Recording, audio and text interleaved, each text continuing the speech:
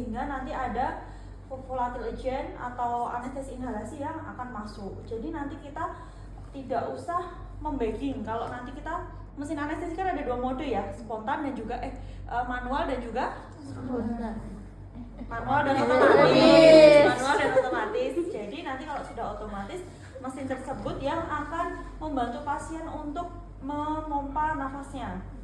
Jadi menentukan paru-parunya seberapa gitu ya. Semakin lama kan nanti efek dari masker relaksannya itu akan berkurang. Jadi yang tadinya dibantu 1 menit itu mungkin 10, lama-lama nanti cuma dibantu 5 dan lama-lama akan spontan bernafas sendiri. Nanti akan ada mode sapih seperti itu. Oke, itu ya. Untuk intubasi kita harus persiapkan yang pertama tadi mesin anestesi. Itu nanti di materi lain ya, kemarin sudah dibahas. Mulai dari persiapan mesin, kalibrasi, cek alat, sampai dengan kita cek soda lemnya, sampai mengisi volatile agentnya, seperti itu. Walaupun mesin anestesi itu banyak, besok teman-teman di rumah sakit itu harus belajar macam-macam mesin anestesi. Kalau yang di IBS kita itu adalah Mindray Wato X35 yang paling baru. Itu mungkin sudah ada ventilator otomatis, sudah touchscreen seperti itu. Kalau besok menemukan mesin yang baru di rumah sakit, teman-teman harus nanti belajar lagi, menyesuaikan lagi, oh fitur-fiturnya seperti apa. Oke, yang pertama mesin. Yang kedua adalah obat yang diberikan. Sebelum diintubasi, pasien itu harus diberikan obat, yaitu obat apa namanya? Trias anestesi. Terdiri dari apa trias anestesi? Oke. Pertama ada hipnotik atau sedasi. Apa misal contoh obatnya? Propofol, midazolam, ketamin gitu. Yang kedua adalah analgesik atau untuk menghilangkan nyeri, mengurangi nyeri. Apa contohnya? Fentanyl, morfin gitu ya. Yang ketiga, muscle untuk merilekskan atau mendepresi jalan nafas. Contohnya apa? Oke, atracurium, procuronium, vecoronium, yang nium itu adalah muscle relaksan. Untuk pemberian obatnya, kalau menurut teori itu sedasi, analgetik, baru muscle relaksan. Tapi di lapangan itu biasanya dimasukkan dulu fentanyl, setelah itu fentanyl anti nyeri, setelah itu baru propofol, sampai pasien apneu, baru nanti dimasukkan masker relaksan. Setelah masker relaksan, selisih pasien sudah apneu, sudah tidak sadar, teman-teman harus intubasi dalam 30 detik. Jadi cepat, intubasi itu harus cepat 30 detik karena onset obatnya kan hanya sebentar. Gitu. Tapi nanti karena kita sedang belajar, jadi kita pelan-pelan step by step. Gitu. Untuk propofol, dosisnya berapa? Per miligram kilogram berat badan. Oke, 2 sampai 2,5. Misal kita punya pasien berat badan 50, kalau kita pakai dosis 2 berarti berapa miligram yang harus diambil? 100, berarti 50 kali 2. Propofol itu dalam 1 ampul ya. Dalam 1 ampul itu adalah dosisnya 200 mg dalam 20 cc. Berarti 1 cc berapa? 10 mg. Kalau kita butuh 100 mg hanya butuh 10 cc atau separuhnya. Itu untuk propofol. Untuk fentanyl berapa mcg, mikrogram per kilogram berat badan? Berapa? Ada yang lain? Berapa fentanyl untuk dosis intubasi? Berapa?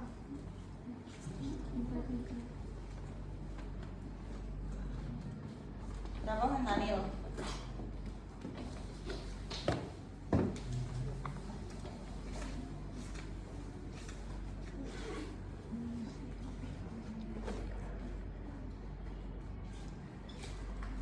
Fentanyl itu 0,5 sampai 2 mcg ya. Misal 0,5 berarti kalau berat badannya 50 kali 0,5 berapa? 50 kali 0,5 mcg. Berarti 25 mcg. Terakhir masker relaksan, misal propofol itu adalah dosisnya berapa?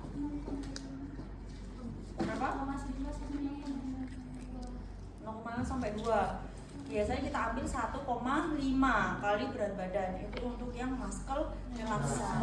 Ya, itu dicatat ya. Besok kalau evaluasi tidak langsung intubasi, tapi saya tanya dulu obatnya berat badan misal 60 berapa yang diberikan. Karena kalau di lapangan kan nggak mungkin pasien langsung intubasi, pasti harus memasukkan obat dulu, mempersiapkan mesin. Itu ya untuk obatnya. Selanjutnya tadi mesin sudah, obat sudah, kita coba masuk ke alat. Kemarin di mata kuliah instrumen anestesi itu sudah belajar tentang instrumen atau statik ya. Oke, kita mulai dulu statiknya. Itu dia. Nanti ambil larynxoscope lagi ya. Ini kok nggak hidup ya? Ini nggak bisa intubasi kalau nggak hidup. Salah satu boleh sambil ambil larynxoscope atau salah dua nggak apa, ke lab dituker. Ini nggak hidup, sama temennya nggak apa, nanti bisa tuker nggak hidup gitu. Itu ya, kita statik. Statik itu mulai dari S apa S? Stetoskop Terdiri dari stetoskop dan laryngoskop. Stetoskop dan juga laryngoskop. Stetoskop, laryngoskopnya sedang dicari ya, stetoskop dan laryngoskop. Yang kedua adalah T. T yang pertama adalah cuk. Cuk apa terdiri dari TT dan juga LMA. Karena kita mau intubasi oral, jadi tambah TT aja. Ada yang tahu ini namanya TT apa? King. Oke, yang ini King. Oke, ini untuk peruntukannya untuk intubasi nasal atau hidung, karena dia lebih lentur.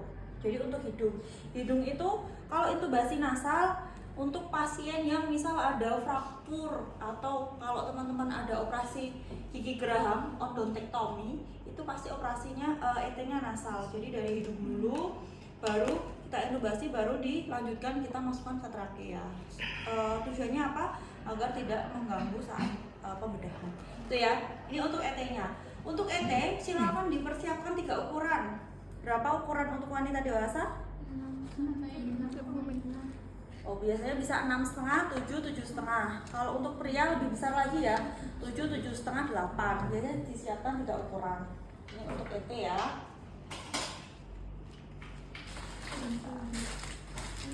Kalau yang ini pangpangnya kecil, jadi ET-nya harusnya ukuran 6 sampai 8,5. Oke, ya.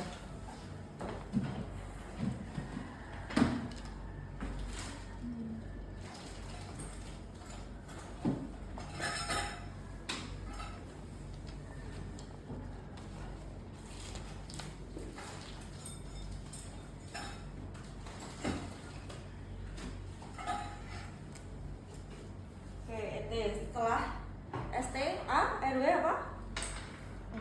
Terdiri dari Opa dan amubek. Opa dan Amubek. Oke, ambubek dan opa. Ambubek, face mask, jangan lupa, dan juga opa. Opa dan juga kalau nasal itu ada alatnya, namanya NPA. Nasal, tapi kita nggak ada ya.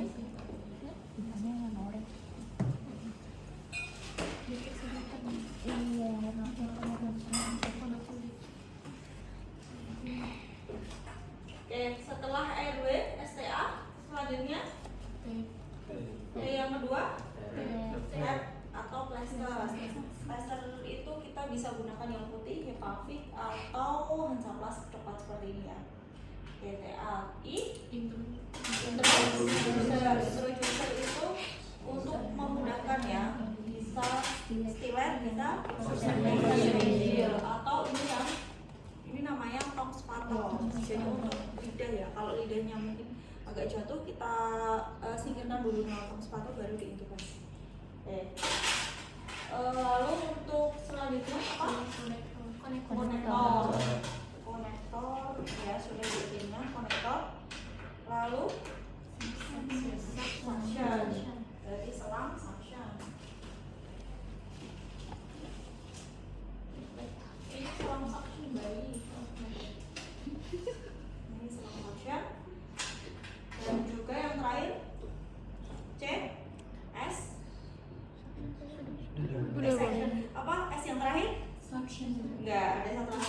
juga masuk es. Squid, Oh. ya, squid itu masuk es walaupun ini kan untuk mengunci ya. Kadang lupa kita menyiapkan squid gitu.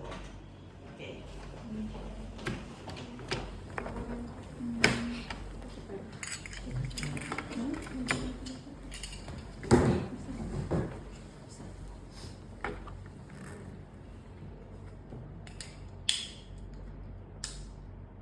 Lumayan lah.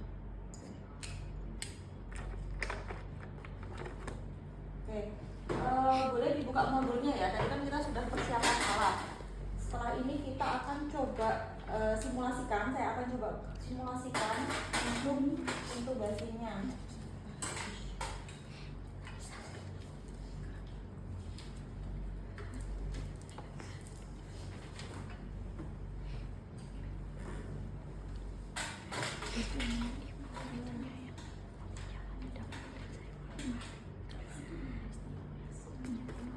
Yang di sini nanti geser dulu ya.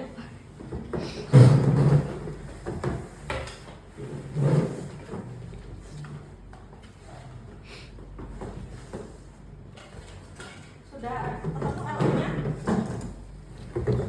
Elok dari intubasi? Oke ya. Pertama siapkan dulu alatnya. Jadi semua harus disiapkan. Obatnya, misal membutuhkan obat, kita masukkan dulu obatnya ke pet. Kalau misal propofol, gampang ya, kita tahu propofol itu warnanya putih susu. Tapi kalau untuk fentanyl dan atrakurium misalnya, boleh petnya itu ditempelin label obatnya supaya tidak tertukar ya antara maskot relaksan dan juga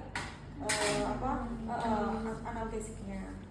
Lalu untuk fiksasinya juga harus disiapkan dulu. Jadi di awal itu siapkan semua. Di obat sudah masuk, alatnya sudah siap semua.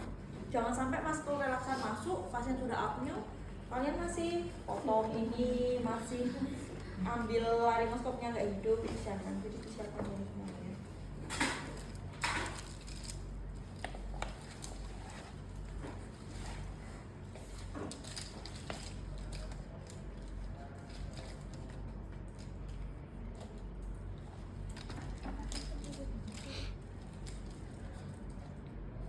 Potongnya untuk fiksasinya seperti ini ya, nanti ini kupu-kupu jadi nanti menyilang. Setelah itu nya jangan lupa diperiksa apakah bocor atau tidak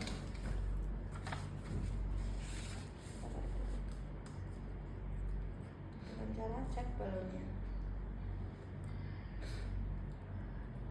Oke, kalau mengembang sini dan sini berarti tidak bocor, tapi ini bocor ya, kita masukkan udara langsung kempes. Contoh yang tidak bocor, misalnya ini ukuran 7.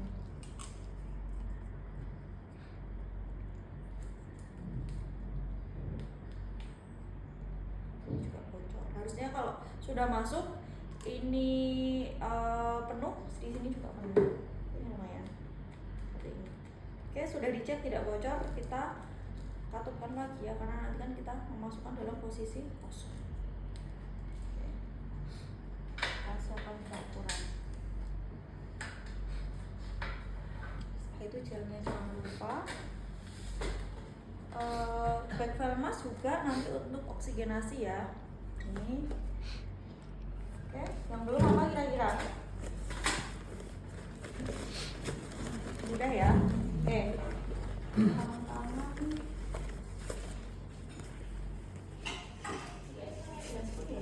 Oh iya tadi loh. Oke, baik. Kita dulu ya. Salah satu bisa bacakan OP-nya dari awal. Salah satu aja. Yang pertama, posisi praktisi berada di atas kepala pasien ketika pasien berada di tempat tidur. Kemudian, masukkan obat anestesi umum seperti propofol, fentanyl atau pelumpuh otot. Oke. Kemudian dua dulu ya. Jadi posisi penataan anestesi itu pasti di atas kepala atau leher ke atas, itu posisi kita. Leher ke bawah itu posisi operator. Kecuali operasinya memang operatornya di daerah kepala atau di daerah leher. Setelah itu obatnya dimasukkan. Setelah semua alat siap dan dipastikan aman, siap semua, obat sudah siap, kita masukkan obatnya karena setelah itu pasien akan apneu. Oke, dimasukkan dulu analgesik, propofol, yang terakhir muscle relaxant. Oke, setelah itu lakukan preoksigenasi dengan 100% oksigen. Setelah itu kita lakukan preoksigenasi untuk meningkatkan SpO2 pada pasien. Kita preoksigenasi dulu. Dengan metode apa? Tangannya klem ya.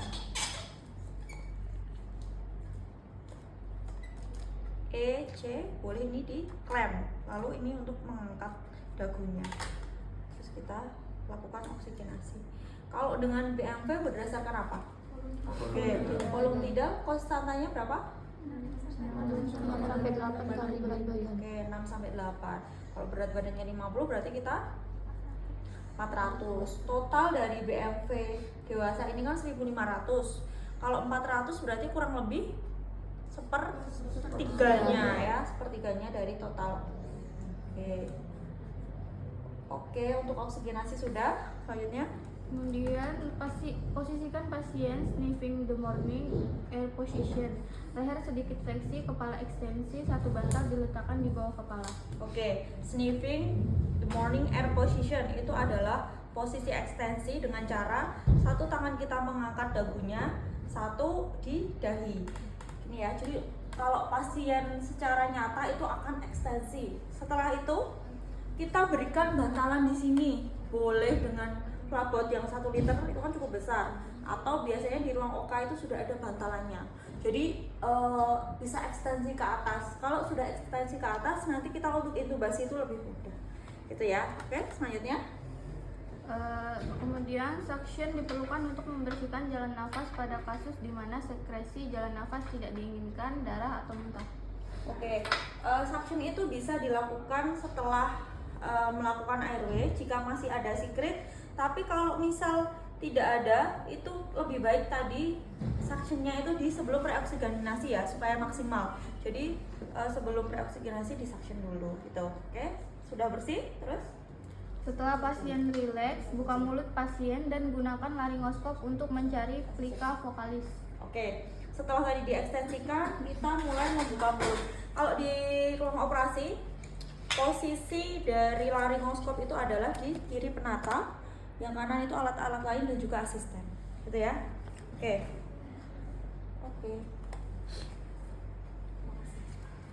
Ini yang sudah diberikan gel ya.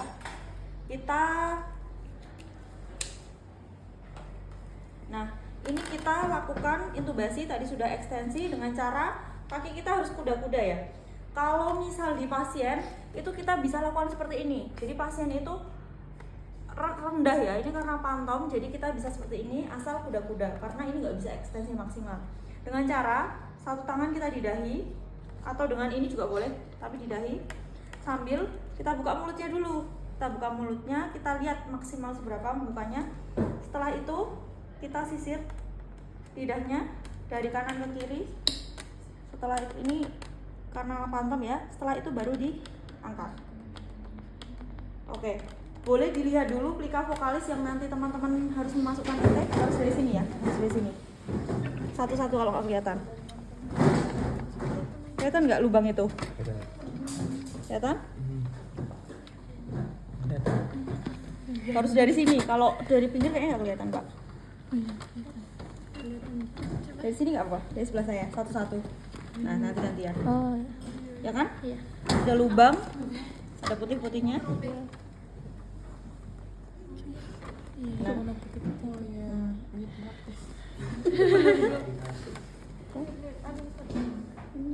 Yang ada putih-putihnya, nah itu.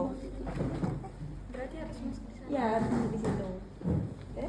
Yang belum lihat boleh. Kelihatan nggak kalau dia? Kelihatan nggak? Kalau nggak kelihatan dari sini. Oke. Itu ya. Nah, setelah terlihat apa selanjutnya? Selanjutnya, masukkan ETT melalui sisi kanan mulut, bimbing ujungnya melalui trakea sampai kaf ETT melewati plikaf vokalis kedalaman 23 cm pada laki-laki dan 20 cm pada wanita dewasa. Ambil introducer dan sambungkan ETT dengan mesin menggunakan konektor. Oke, jadi introducer itu opsional, boleh digunakan boleh tidak ya. Ini kita coba ukuran 7, ini karena pantomnya baru, coba ukuran 7 masuk enggak. Nah, memasukkannya itu dari ujung mulut, jangan, kalau dari sini susah ya, jadi kita ikuti anatomi dari jalan nafas, dari ujung mulut kita masukkan ke lubang yang tadi teman-teman sudah lihat, lalu didorong. Ini kemarin harusnya pakai ukuran 6, tapi ukuran 6 kayaknya nggak ada ya di sini. Nah, ini didorong maksimal. Ternyata nggak cukup ya, pakai yang kecil nggak apa. Mas ini tolong dikasih gel lagi dikit.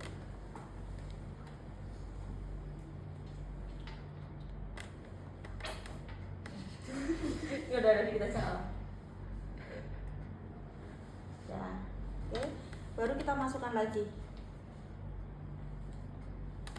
Kita dorong maksimal ke jalan nafas pasien ya.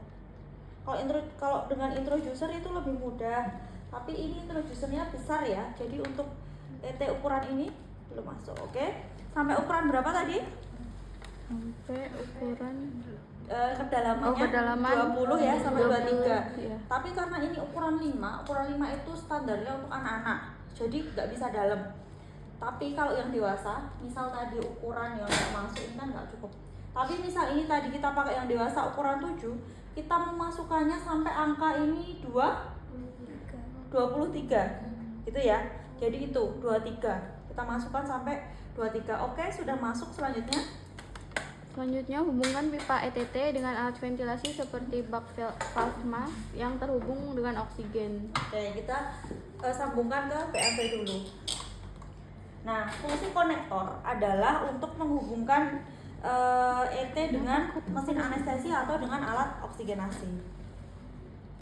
Oke, kita cek sambil dengan stetoskop. Salah satu asisten boleh pakai mas, misal dipakai. Terus kita cek. Misal ini sudah masuk ya. Kalau sudah masuk, dicek paru kanan, bukan di leher, di paru ya. Karena ini itu ya, parunya kelihatan ya. Oke, paru kanan, paru kiri. Nah, kalau sudah masuk pasti berat suaranya gimana? Suara paru normal apa? Ya kok snoring? Hah? Ayo apa? Vesikuler. Snoring itu ngorok bisa jatuh. Ya, berarti sudah masuk.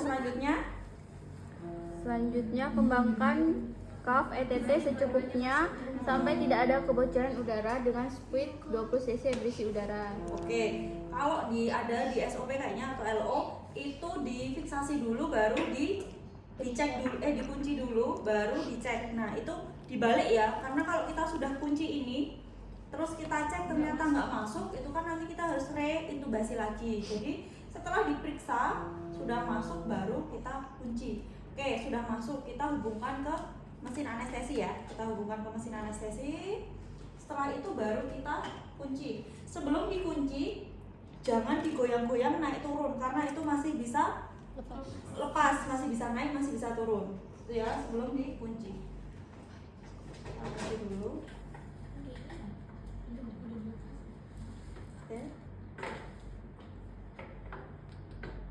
Oke, sudah terkunci. Selanjutnya evaluasi pemasangan dengan mendengarkan melalui stetoskop pengembangan kedua paru. Oke, itu tadi ya yang saya itu terbalik. Jadi diperiksa dulu, baru difiksasi, dikunci baru difiksasi. Selanjutnya pemasangan OPA dengan cekungan menghadap ke atas lebih dahulu, kemudian putar 180 derajat menyentuh palatum. Oke, jadi ini kita pasang dulu fiksasinya ya.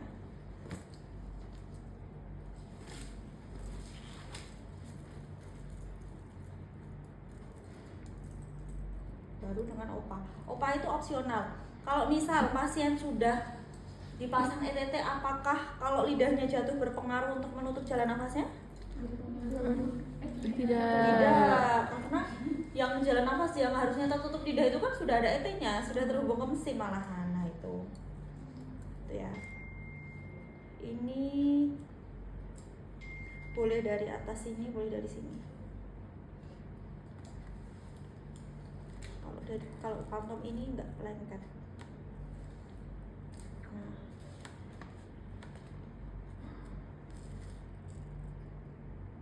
Ini di ataskan, terus kita putar.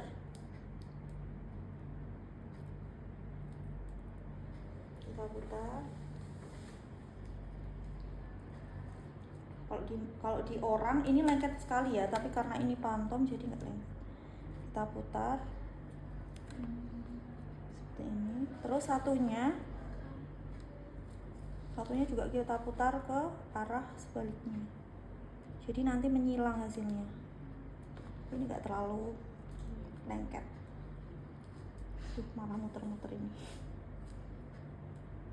Sebentar. Apalagi kalau pakai handscoon, yang lengket malah handscoonnya. Nah ini sebentar. Atau kalau lebih mudah pakai Hansaplast juga boleh ya. Cuma kalau di orang ini sangat lengket, tapi karena ini pantom, jadi tidak terlalu lengket. Yang penting ini memutar dan silang karena ini paling kencang. Setelah itu boleh dipasang opa yang agak besar di sana dong, di bengkok itu. Nah. Oh ini udah, cuma itu ya, cuma dua ini ya. Oke, pasang opa posisinya gimana? Dari atas. Oke, di arah atas atau palatum dulu ya. Palatum dulu ke atas, baru diputar. Selanjutnya baru didorong. Nah, oke, ini sudah. Setelah itu, ini tadi sudah terhubung ke mesin anestesi. Setelah itu kita evaluasi. Lihat di bedside monitor SpO2-nya bagaimana. Setelah tadi kita lakukan intubasi, diberikan masker relaksan, pasti apnea dulu SpO2-nya udah turun pasti. Setelah itu kita lihat, oh ternyata sudah normal, SpO2-nya sudah 98, 99, 100. Setelah itu baru dilakukan insisi, bedah sudah mulai melakukan operasi. Setelah itu tugas kita berganti menjadi monitoring di intranya. Itu ya. Oke, ada yang ditanyakan dari tadi proses intubasi? Mulai dari persiapan sampai dengan intranya, sampai dengan kita monitoring. Ada pertanyaan? Berarti untuk yang periksa itu dulu baru difiksasi dulu. Terus untuk fiksasi berarti boleh nggak pakai handscoon? Kalau fiksasi karena lengket boleh nggak pakai handscoon. Tapi kalau kita sudah kebiasaan sebenarnya bisa. Tapi karena ini juga pantomnya nggak bisa, jadi dilepas dulu nggak apa-apa. Daripada nanti lengket di handscoon. Itu ya. Terus kalau misal udah dimonitor di mesin itu, kalau belum SPO-nya tidak normal itu dilakukan apa itu? Biasanya kita masih pantau saja karena kan efek masker relaksan untuk satu orang dengan orang lain berbeda ya. Ada yang cepat langsung naik, ada yang masih desaturasi. Jadi kita tunggu saja sambil kita lihat respon paru-parunya gitu ya. Kalau kita memberikannya dosisnya sesuai dan juga pasien itu tidak ada gangguan di respirasi, biasanya tetap aman. Yang lain? Kayak gitu ya. Nanti setelah ini mencoba satu-satu, mulai dari intubasi. Jadi nggak usah persiapan alat, nanti terlalu lama ya. Nanti intubasi, setelah intubasi dicoba memasukkan ET. Setelah masuk, baru dicek dengan bevel mask sampai ini masuk. Tuh, lalu coba pasang opanya. Gitu ya. Paling nggak besok ini kan materi ini ada evaluasinya soalnya.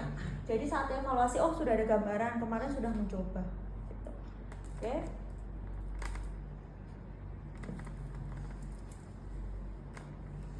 Silahkan nanti mencoba mau urut presensi atau mau urut apa, silahkan.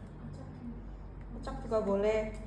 Besok untuk evaluasi metodenya satu asisten, satu yang melakukan. Setelah itu nanti gantian change.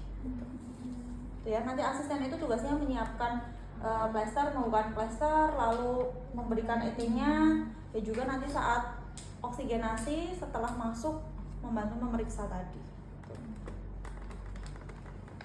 Lalu nanti untuk ekstur materinya sama Bu Anita. Ini kalau misal ini nggak bocor, kita harus ambil dulu ya. Ini kita tarik sampai, nah, sampai ini habis udaranya, baru kita ekspor. Nah itu nanti materinya Bu Anita, itu basi. Kita boleh dicoba? Sebelumnya masuk Ibu, Ya. mungkin nanti kalau evaluasi nanti itu tetap terapeutik atau gimana? Kalau evaluasi nggak usah sih, karena pasien yang di OK itu setelah diberikan obat sudah nggak usah terapeutik. Kalau yang penting disebutkan statiknya kalau saya. Kalau ini, itu ya. Oke, boleh dicoba dua-dua. Di situlah dua. Ya boleh.